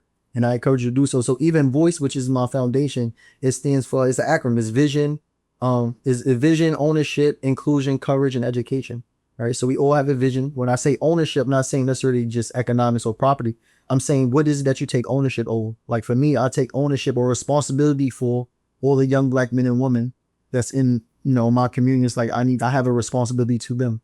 Inclusion, how do we find other people to work with? Courage, it's scary. It's times where I go to speak and I'm nervous. I'm not too quite sure or certain. I'll probably run it through my girl and she's like, well, we have to go say it anyway. And then we do it. And in education is that you don't want to walk in no spot uneducated, right? We always say like, you're your ancestors' wildest dream, but you are not their wildest dream uneducated because they never dreamt that. They never dreamt of a generation to come that didn't seek to understand their history. So even when we talk about victimhood, I'm not saying that we do need to change that narrative and show how we exist outside of victimhood, but don't allow that to make you have a disparagement between you learning and pursuing understanding history, because those are things that have happened, but we are more than just that. And we were something before 1619. And somebody else I seen, he said, you start our history from the plantation, anything looks like progress. All right. So you have to understand that we were something before that. So we may look at it like, but we have progressed. Then I have to ask you, from where? Where are you saying progress? We ain't progressed from being Mansa Musa and being the man with the most wealth in the world. That we didn't progress from that. What are you saying progression? What are you saying? If you're saying 1619 and you're saying we start from the plantation, then anything is like progress from there. But we didn't start as slaves. And I guess that's what you were saying with the victim was like, tell our holistic story. Yeah, don't just tell us from a single narrative. Yeah, exactly. And I think you mentioned too, did you say you would start school? Yeah. Before? Because I feel like those are super important too, because it's like, yo, our history is a lot of things missing. I remember social studies, and only Black inventor I knew was was it Carver? He did the Peanuts. Oh, all I knew, but I'm like, something's off because it got to be more to this thing. Yo, absolutely. So it's that even that. If I had to give like 3 books, I'd say start with like The Miseducation of the Negro by Carter G. Woodson. I say read that. Powernomics by Claude Anderson. That's another great book. And then the last one, which one would I pick? Breaking the Chains of Psychological Slavery. That's by Dr. Akbar. And he talks about the psychological program. But those like 3 books I'd say start. You know, you get economics, you get one about the mind, and then Carter G. Woodson talks about what y'all spoke about politics, how you get into certain positions. But he also taught the miseducation of the Negro. And one of the things he said, which is why we on the media platform, he said, if I can control what it is that you shall think, I don't have to be concerned about your actions. If I determine what a man shall think, I don't have to worry about what he would do. If I can make you feel as if you was justly inferior, I don't have to compel you to take an inferior status, for you will seek it yourself. And he said, if I can make a man feel he's justly an outcast, I don't have to order him to take the back door, for he will go without being told. And if there is no back door, his just nature will demand more. And what he was saying was the condition. It was like, by condition to feel inferior, I don't have to compel you to take an inferior status because you already feel like you're inferior. If I condition to feel like you're an outcast, I don't have to tell you to go to the back door. You won't go without being told. And if there is no back door or obstacle, you won't create one. That's all about the programming. So that's Carter G. Woodson. He talks about various things within that book, but I think that's the first one I say start with, and then the latter too. I'm definitely gonna cop some of those. Then he gonna start reading because I'm in that re-educate and reprogramming in my mind because it's a lot of like misinformation that, you know, especially going up from, you know, up until this point. It's a lot of information that you just gotta filter out. We ain't placed with the right information. So yeah, I feel like, yo, bro, this is a good one. Absolutely. You gotta tell them where they get it, where they can get the merch from. Like. Okay, yeah. So my Instagram is Jordan Pierre, Jordan, and then it's Pierree, 2 E's at the end. And then you're gonna see in my bio it's gonna be a link to my page with the clothing room, which is voiced by Pierre, and that's where you get the merchandise to support the village. And then you get in contact with me and all blah. That's nice. Yeah, bro. I'm not gonna lie, man. This is definitely a different one, bro. Yeah, I agree with you. Episode. Usually we talk more about the money, the economy, how people can make their first $1 million. But I feel like understanding our history and, you know, being able to gain some kind of principles, it'll be able to help us out in this journey. Absolutely now. To be able to create some emotional success for yourself. So I appreciate you. Yeah, bro. This one was definitely a long overdue. And I think, listen, y'all, Juneteenth is today, bro. That's Juneteenth. Yeah, this is it. By the way, you got some good plans? Yeah, I'm gonna head out with a few, but I think this was in alignment for sure. That's why I made it happen. We said Juneteenth, I'm like, oh word, that's right in alignment. Let's make it happen. Talk about history and the importance of self, and self-education on the day where we need to be to our liberation. Absolutely, man. That's right. And I gotta tell you two, do not take this down. You just it ain't crazy. It's a crazy down though. I don't think so. Bro, be my prize, bro. It's a pride. Yeah. You're right. That's just the message, bro. It's you know, that's he's platform. But this is definitely one of the ones. Appreciate the pulling. You're doing phenomenal work. Really inspiring. Definitely a lot of younger people. And it's good to always see people from the city, like, you know, go out and, you know, come someplace, really inspire people. So it's really good to see, bro. I know you're pretty sure you're gonna go far. Well, then far, bro. Definitely will. No. What you got next up, bro? Like, yeah, so I got 2 graduations tomorrow. And then next week I'm gonna be speaking at various places as well. I know I'm speaking at Boys and Girls on the 26th, which I feel like is gonna be big because I speak at a lot of places as, you know, people may, oh, it's more notable, but while I like Boys and Girls, I feel like that's like the mecca of Brooklyn to me. Or it's not. When I deliver the message there, I'm definitely going to shake them up. And like I said, I just feel like the youth need to see a different reference. And media is showing us a certain image intentionally. So when some people see me, this their first time seeing a young man that's in a generation that's speaking in the manner that I speak, it's like, oh, I know I could become something different because I seen it. What we often say is like, once you see something, you can't unsee it. So being exposed to me, how I navigate space and how I speak, often just breaks the screen they did in the Apple version. It's like, oh, why something else exists. Yeah. Let me ask you a question, bro. Do you use any comic profanity? Not, I technically don't curse, I'm sure. Why that started, that's a funny story anyway, but when I was younger, I told a man in a park, SMD, right? And I didn't know until later on, he called my mom. My mom beat me bad that day, right? And then she was like, you told him this, and that. And after that butt whooping, I ain't cursed after that. Like that, because she put me on punishment for the whole summer. I only go outside with my older brother. Yeah. Right. And that was it. I was like, yo, look, I'm good. So yeah, for the most part, I don't tell you, you don't really see me cursing. Well, So never mind. Never mind. All right, y'all. So go ahead, tap on my guy Jordan. Any last words, bro?